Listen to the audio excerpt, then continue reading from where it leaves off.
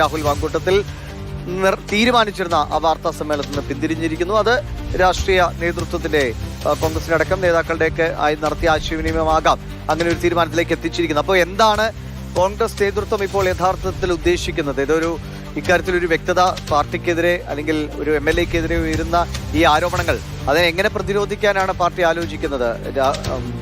VD Satheesan തന്നെ പറഞ്ഞ പോലെ അങ്ങനെയല്ല കോൺഗ്രസ് ഞങ്ങൾ അറിയിക്കുമെന്നാണ്. അതായത് ഒരു തെറ്റായ ആരോപണങ്ങൾ വന്നിട്ടുണ്ടെങ്കിൽ അല്ലെങ്കിൽ ഒരു നേതാവിന്റെ സുതാര്യത, അദ്ദേഹത്തിന്റെ ഒരു ധാർമ്മികതയെ ചോദ്യം ചെയ്യുന്ന നിലയിൽ ആരോപണങ്ങൾ വന്നാൽ അത് പാർട്ടി ആ നിലയ്ക്ക് തന്നെ വളരെ ഗൗരവത്തോടെ ആ കാര്യങ്ങൾ എടുക്കുമെന്ന് പറഞ്ഞിട്ട് ഇപ്പോൾ എങ്ങനെയാണ് ഇതൊരു സുരക്ഷ തീർക്കലായി വ്യാഖ്യാനിക്കണമോ അതോ പാർട്ടിക്ക് ഒരു തീരുമാനം എടുക്കാൻ പറ്റാത്തൊരു അവസ്ഥയായി കാണണമോ? എന്താണ് സംഭവിക്കുന്നത്?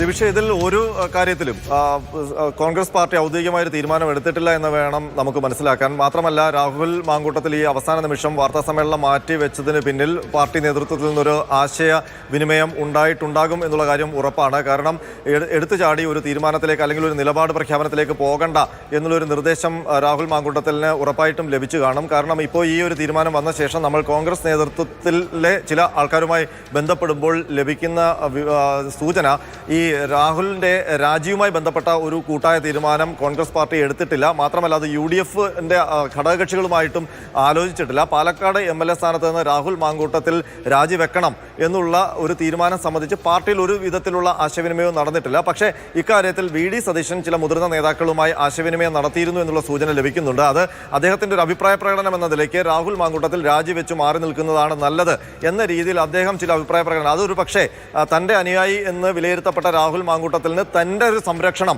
പാർട്ടിയിൽ ഉണ്ടാകില്ല എന്നുള്ളൊരു സൂചന കൂടി നൽകാൻ വേണ്ടിയിട്ടാകും അത്തരമൊരു സ്റ്റാൻഡിലേക്ക് VD സതീശൻ പോവുകയും ചെയ്തത്. മാത്രമല്ല, അത് അദ്ദേഹത്തിന്റെ രാവിലത്തെ പ്രതികരണത്തിൽ ഒരു സൂചന പോലെ ആ ഒരു നിലപാട് പ്രതികരണത്തിൽ ഉൾപ്പെടുത്തുകയും ചെയ്തു. അപ്പോൾ ആ പ്രതികരണത്തിൽ നിന്നാണ് ഇത്തരമൊരു വ്യാഖ്യാനത്തിലേക്കും VD സതീശന്റെ സംരക്ഷണമില്ല എന്നുള്ളൊരു വസ്തു കൂടി തിരിച്ചറിഞ്ഞതിന്റെ അടിസ്ഥാനത്തിലാകും ഒരു നിലപാട് പ്രഖ്യാപനത്തിലേക്ക് പോകാൻ രാഹുൽ മാങ്കൂട്ടത്തിനെ പ്രേരിപ്പിച്ചത്.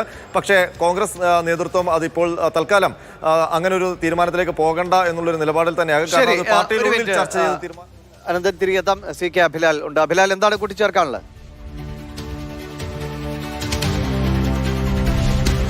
അതെ, രാഹുലിന്റെ വാർത്താ സമ്മേളനത്തിലൂടെ കോൺഗ്രസ് നേതൃത്വം രണ്ട് കാര്യങ്ങൾ ഭയപ്പെടുന്നു എന്നുള്ളത് നിശ്ചയമാണ്. അതായത് കാര്യങ്ങൾ കൂടുതൽ വിശദീകരിക്കാൻ അദ്ദേഹം തയ്യാറെടുത്തു. ഇരുന്നുകൊണ്ട് സംസാരിക്കാനായി ചെയറടക്കം ഒരുക്കിയ ഘട്ടത്തിൽ കാര്യങ്ങൾ അദ്ദേഹം വിശദീകരിച്ചാൽ ഒരുപക്ഷെ വിശദീകരിച്ചുകൊണ്ട് മറികടക്കാൻ കഴിയാത്ത ഒരു പ്രശ്നമായി ഇത് മാറിത്തീരുകയും കൂടുതൽ പ്രശ്നങ്ങളിലേക്ക് കാര്യങ്ങൾ എത്തിച്ചേരുകയും ചെയ്യുന്നു എന്ന് ഭയക്കുന്നുണ്ട് കോൺഗ്രസ് നേതൃത്വം എന്നുള്ളത് വ്യക്തമാണ്. മറ്റൊന്ന്, ആദ്യഘട്ടത്തിൽ യാതൊരു തരത്തിലും രാജിയില്ല എന്ന് പറഞ്ഞ രാഹുൽ മാങ്കൂട്ടത്തിൽ പിന്നീട് 3.5 മണിക്കൂറിന് ശേഷം മാധ്യമങ്ങളെ കാണാൻ തയ്യാറെടുക്കുന്നു എന്ന സൂചനകൾ മാധ്യമങ്ങളുടെ ബ്രേക്കിംഗ് ന്യൂസായി വന്ന ഘട്ടത്തിൽ ഒരുപക്ഷെ കാര്യങ്ങൾ വിശദീകരിച്ചുകൊണ്ട് MLA സ്ഥാനം കൂടി അദ്ദേഹം രാജിവെക്കാനാണോ മാധ്യമ സമ്മേളനം വിളിച്ചതെന്നുള്ള സംശയം കൂടി കോൺഗ്രസ് നേതാക്കൾക്കിടയിൽ വ്യാപകമായി പ്രചരിച്ചിരുന്നു. ഇതിന്റെ കൂടി എന്തായാലും കാര്യങ്ങൾ വിശദമാക്കാനിരിക്കെ പക്ഷേ രാഹുൽ മാങ്കൂട്ടത്തിന് ആ വാർത്താ സമ്മേളനത്തിൽ നിന്ന് പിന്തിരിയേണ്ടി വരുന്നു. അത് നേതാക്കളിൽ നിന്നുള്ള സമ്മർദ്ദം കൊണ്ടുകൂടിയാകാനുള്ള സാധ്യതയാണ് CK അഭിലാൽ സൂചിപ്പിക്കുന്നത്.